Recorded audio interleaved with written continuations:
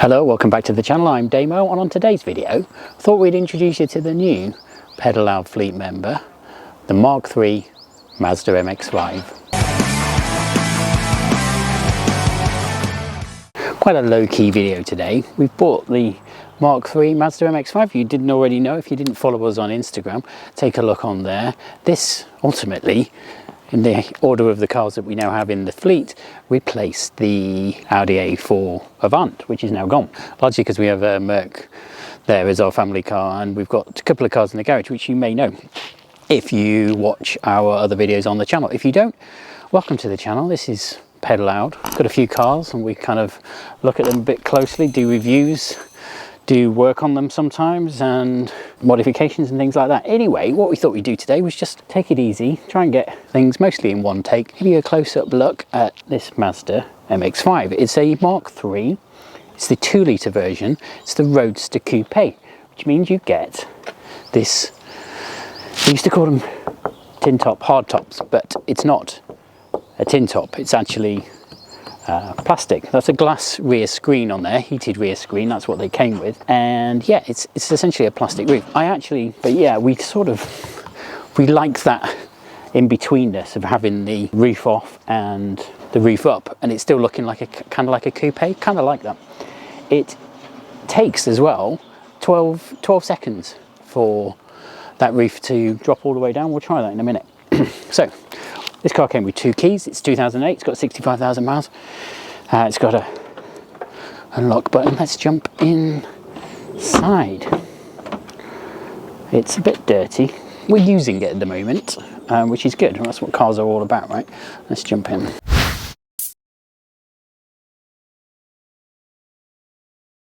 Okay, we're in our MX5. Let's shut the door.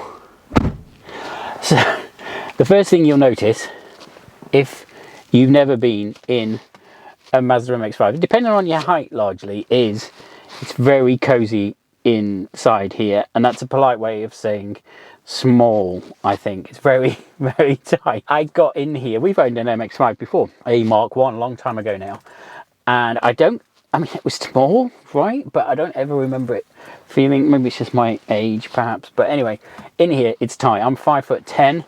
You get a decent bit of headroom, but it's just the kind of leg area, and you think, oh, I'll just slide my seat back, and you go, oh, actually it is all the way back.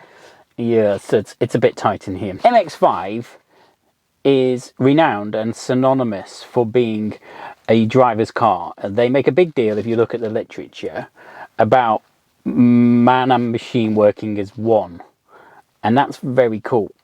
My only, it's a little bit of a gripe, and don't get me wrong, overall this car's fantastic, and you can see all the purpose-built sports car-ness within it, and you can feel it for sure.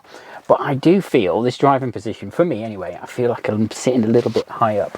I've lowered the seat as far as it will go down. It doesn't quite, I just need to feel a bit lower. I still feel a little bit perched. I want to be a bit lower, so I guess you could solve that with aftermarket seats, which probably a lot of people do when they track these cars, but yeah, there you go. It's got the classic Mazda MX-5 6-speed gearbox. It doesn't have, I should focus on what it does have rather than what it doesn't have. It's a 2008, so you get the, let's put the ignition on, you get the 1 heat setting heated seats. Okay, shift those on. Let's turn all that bobbins down. There you go. They're on or they're off. There's no different levels of heat there. And when they're on, they're really on. If you're not familiar with Mark III MX5s, there's a mode here for your heater controls called open mode. It basically really warms the cabin up. Got stereo head unit with obviously CD player. This is very 2008, and you've got the buttons to operate the roof. We'll have a go at that in a moment. We'll shift it in neutral. We'll turn this car over, and if you've had an MX5 before, it feels very familiar, that startup routine. I like the inside of here. I like the sort of throwback to the Mark I. Like I say, we had the Mark I. I like the sort of styling here is very, of this door, if that's real leather, not sure, the handle and the lock and the cup holder and the speaker. It's very simplistic but functional. It's very cool. We'll let that tick over for a little bit. You've got your petrol gauge down there, bottom left. Then you've got your rev counter.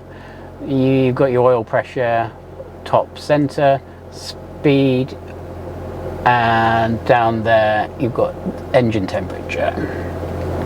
So very sports car-y having that oil pressure gauge. I kind of like that. Some MX5s came with cruise control. The buttons would be here.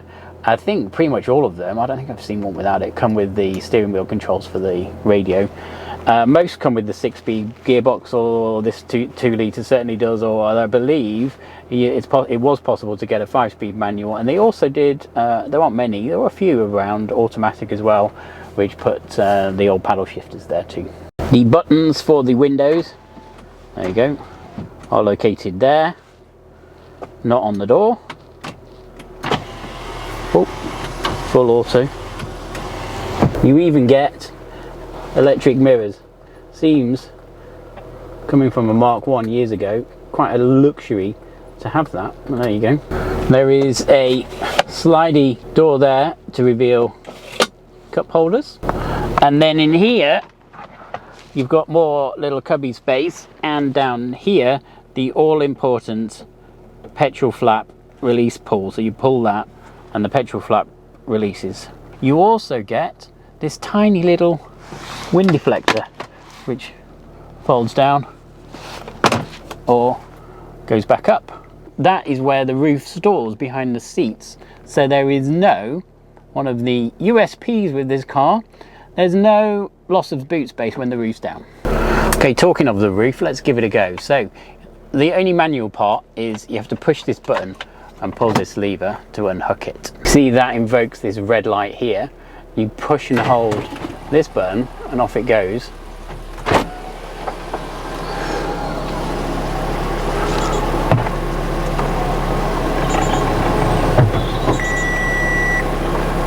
I'm guessing that final beep is a confirmation beep. The light goes out, and as you can see, we are in full open air motoring.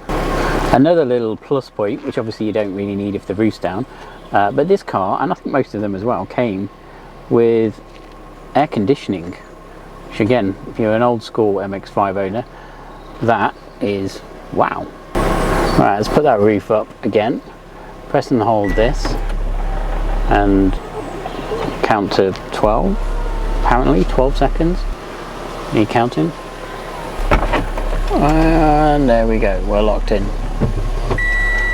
Beep beep. Job done. So here you've got, put your key in, you can turn the passenger airbag off, and you've got the lights dim. Down here, oh, where is it? Here. Oh, you've got a push button for the boot, first of all, but then you've got a pulley lever there. You see that? For the bonnet. We'll have a look under the bonnet first. I think there's a clasp here. You can't do this with one hand and hold a camera because there's no hydraulic arms here. I'm just going to have to grab the little pin thing, hang on. And there she is, all 2 litre, 4-cylinder, I think they call it an MZR engine, pushing out about between 160 and 170 brake horse thereabout. The car itself with the tin top roof weighs about 1200 kilos. Gets to 60 just below 8 seconds, but to be honest, although that isn't out and out quick, it does feel quick. Proper MX5 sporty car. While we're here looking at this particular one, this is our car, right? I thought it would be fun to quote some of the literature that was out and about when this car came out. So apparently these wheels grab your eyes. Grab them, they do. These lights, which arguably look a little bit like Lexus style lights, they are supposed to inspire you. These are inspiring to you. Do you feel inspired looking at them? My all-time favourite quote from the literature for the Mazda MX5, which I can get in here, is inside. This is a breeding ground for goosebumps. Yes, Yes, you heard me correct. In here is a breeding ground for goosebumps. Right, let's have a look in the boot area. Like I say, one of the things that is quite special about this car, it's quite deep, this boot actually. It's pretty good, having had a lot of sports cars over the years. I'd say it's bigger than the Lotus Evora we had, and that could purportedly get a set of golf clubs in, so there you go. Other things to note with this particular car, it's black leather interior. It doesn't really smell very leathery, it's very Mazda in here. There's obviously a bit of wear on the driver's seat, which is common on a lot of cars, and you've got the silver sills there. The handbrake travel there, if you look at that handbrake, you can see some of them were, and I guess it's all to do with the maintenance of the handbrake mechanism, whether it's worn or not, but some of them, the handbrake was just like really yanked far up. Also geeking out over the different Mazdas, and apologies for the slight grubbiness in this side here, it needs a bit of a clean, but this little cargo net thing, I've only seen that on earlier models. I think they stopped doing it on later models. Tell me if I'm wrong. I mentioned this was plastic earlier, and they are prone to paint chipping off as well, but you tap that, can you hear that? Yeah, it's plastic. So there we are then, that's just a little quick intro video to our Mark III MX5. Hope you liked it. If you did, give it a thumbs up. Don't forget, write in the comments, tell us what you think of our new Pedal Out fleet member. We've got another sports car which I think is kind of cool. And as I said, look on the channel, there's loads of other car videos if this is the first time you've been here. And if you haven't done already, please, it'd be great if you could subscribe and hit that bell icon, then you get notified whenever we do another video.